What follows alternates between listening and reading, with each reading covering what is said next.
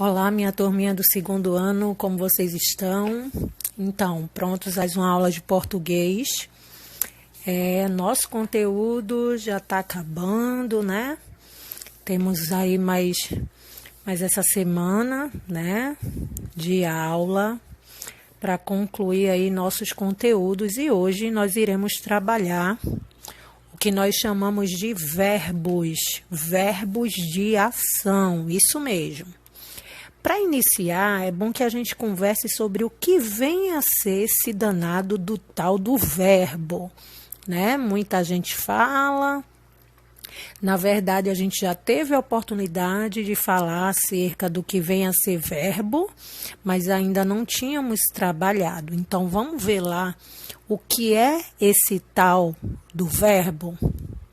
Olha só, verbos são palavras que podem indicar uma ação, como pegar, correr. Ainda pode indicar um estado, ser ou estar. Um fenômeno da natureza, como chover, nevar. Ainda uma vontade ou um sentimento. Sentir, querer, desejar. E aí eu trago 3 exemplos bem simples do que vem a ser, né, essas situações as quais eu já citei, né, que pode indicar uma ação, um estado, um fenômeno da natureza, uma vontade ou um sentimento. A exemplo de uma ação, eu posso citar aí, João correu bastante para pegar a pipa. Você consegue identificar qual é o verbo de ação dessa frase? Dou-lhe uma, dou-lhe duas, dou-lhe 3. Acertou quem disse correu. Correu é um verbo de ação. Ele está indicando uma ação. Que tipo de ação, tia Jayala? Correr. João correu. A ação a qual o sujeito, neste caso, o João, executa é correr, tá? Ainda trago como exemplo a frase ontem. Ontem choveu muito. Que tipo de verbo a gente pode encontrar aí? Será que é um verbo que indica uma ação?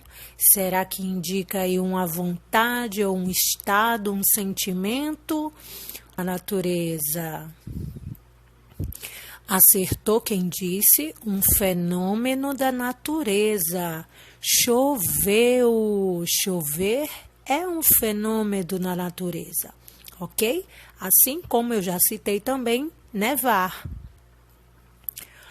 Ontem eu estava com febre. Você consegue perceber qual é o verbo, o tipo de verbo que a gente consegue identificar nessa frase? Ontem eu estava com febre. Estava é um. Acertou quem disse um estado. Ele estava com febre. O verbo nesta frase, então, seria estava, que vem da palavrinha estar, que é um estado, ok?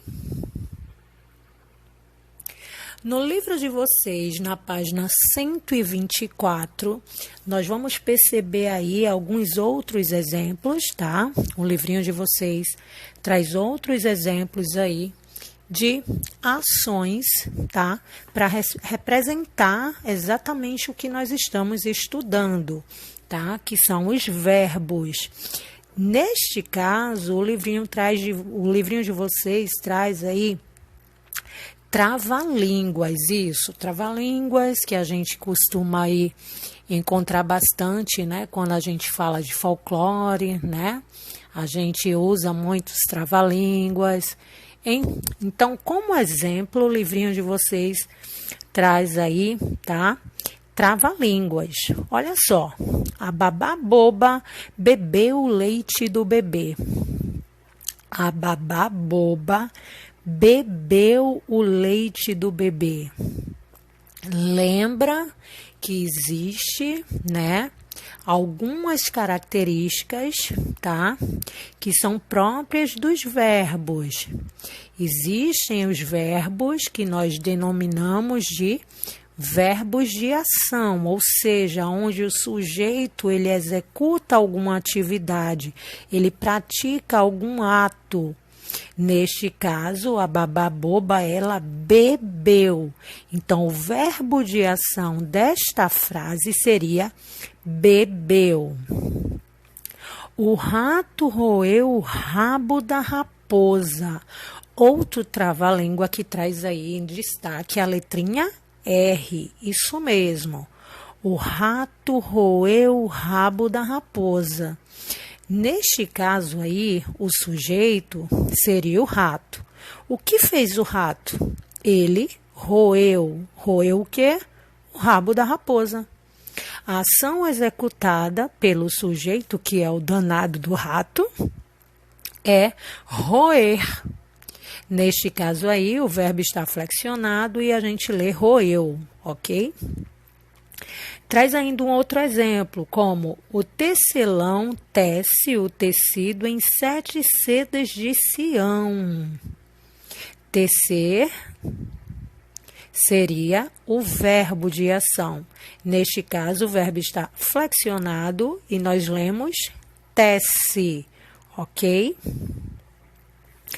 Pedro pregou um prego na porta. Quem é o sujeito dessa ação? Quem é que pratica a ação?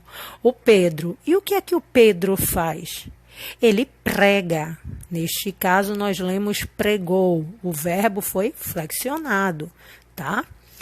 Então, percebam que existe outro traço bem interessante da gente perceber aí nas situações dos verbos, é que esses verbos, eles podem indicar momentos presentes, momentos passados, coisas que já aconteceram e ainda futuro, tá? Que nós vamos ver logo à frente, ok? Então, todas essas palavras em destaque que a gente acabou de identificar aí nesses trava-línguas, que a gente fez a leitura aí no livrinho na página 124, eles são verbos que indicam a ação. Lembre-se de que uma ação em geral equivale a um movimento, como eu já expliquei inicialmente, né? É bem fácil da gente identificar qual é o verbo de ação quando a gente pergunta para o sujeito. O que é que esse sujeito fez? Ok? Então, logo nós vamos encontrar aí o verbo identificando assim mais facilmente, tá? Com essa dica aí. E aí eu trago outros exemplos, tá? Que o livrinho de vocês não traz. Trouxe aí outros exemplos de verbos, como Paula pula corda, pula, do verbo pular. Paula pulou corda. Olha só, percebam aí que há uma diferença entre essas frases. Paula pulará corda. Vou ler de novo. Paula pula corda, Paula pulou corda e Paula pulará corda. Olha, essas palavras que estão em destaque aí, em vermelho, verde e azul. As palavras pula, pulou e pulará, tá? Elas dizem o que Paula faz, o que Paula fez ou fará, ou seja, são tempo do verbo pular. Lembra que eu falei que as ações elas podem estar aí no momento presente, no momento passado, indicando algo que já aconteceu, algo que está acontecendo ou algo que ainda acontecerá?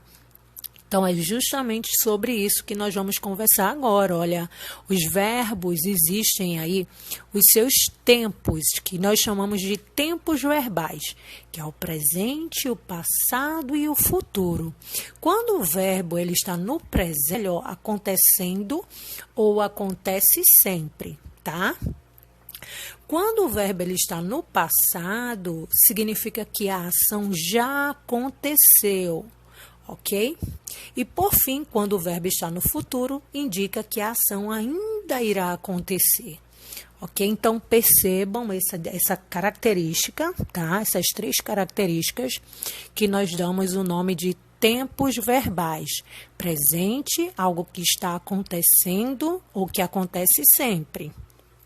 Passado é algo, uma ação que já aconteceu. E futuro, quando essa ação ainda acontecerá.